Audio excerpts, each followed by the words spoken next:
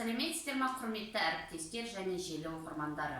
Елбасымыздың болашаққа бағдар рухани жаңғыру атты мақаласында біртұтас ұлт болу үшін қоғамдық сананы жаңғырту, ол үшін халық санасына жалпыұлттық құндылықтарды тереңдету қажеттілігін көрсеткен болатын.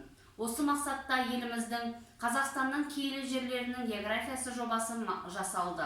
Осы мақала аясында қасиетті жерлер рухани қалқанымыз атты кітап көрмесі мен мәдени мұра рухани мұраға жалғаспақ атты ақпараттық сағатты назарларыңызға ұсынамыз.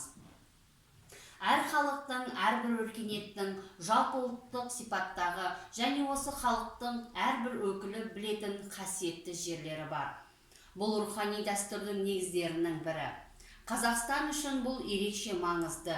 Біз рухани бай, тарихи бар кең елміз. Бұл рухани географиялық белдеудегі адамзат арасындағы байланыс ешқашан үзілмек емес. Қазақстанның киелі жерлері тарих пен мәдениетке, адамның рухани дамуына және оның туған жеріне деген байланысына негізделе отырып, адам мен оның өміріне бағытталған. Кейбір тұлғаларды мәңгі еске сақтауда, ұлтты мәдени байытуды мен мүнәжат етуге арналған орындар түріндегі ұлы ата-баба ерліктерін осындай бағдарға жатқызуға болады. Осындай орындарды білуіміз көптеген нәрсені үйретіп, олардан қажетті өмірлік қуат алуға мүмкіндік береді.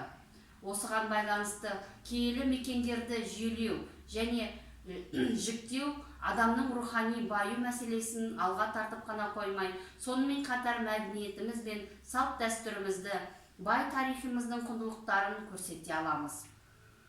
Біз үшін отанымыздың әр сүйер жері қасиетті болып саналады. Жалпыұлттық қасиетті орындар ұғымын халық санасына сіңіруге ерекше маңыздылығын нықтап айту заңды құбылыс.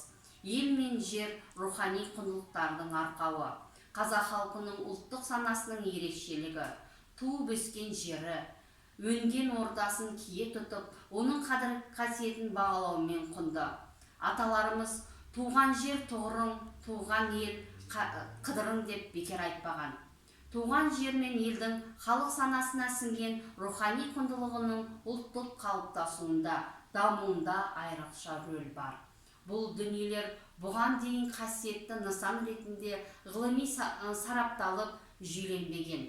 Қазіргі таңда реттеп, жалпы халықтық құндылық ретінде қалыптастыру қолға алынуда.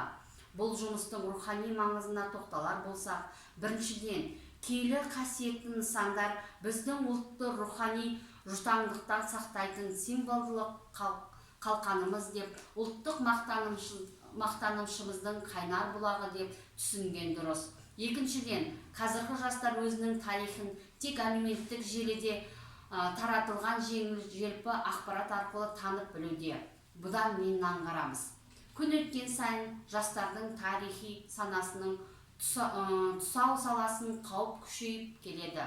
Осыған қалқан болатын дүние жоғарыдағы жоба болуы тиіс. Яғни, болашақ ұрпақ жалпыұлттық қасиетті нысандарды тану арқылы ұлттық бірегейлікті ұғынып, қазақ халқының сонау тас дәуірінен бері бір ел, бір халық ретінде қалыптасқан ел екенін санасына сіңіре алады. Осы арқылы тұтас тарих сана қалыптасады. Бүгінгі жаңа заман ұрпағы туған жер, елін сүйер жас буынды ұлтжандылыққа, елжандылыққа тәрбиелеу, туған өлке тарихын, табиғатын танытудың мұнаралы мұратымыз. Назар қойып тыңдағандарыңызға рахмет.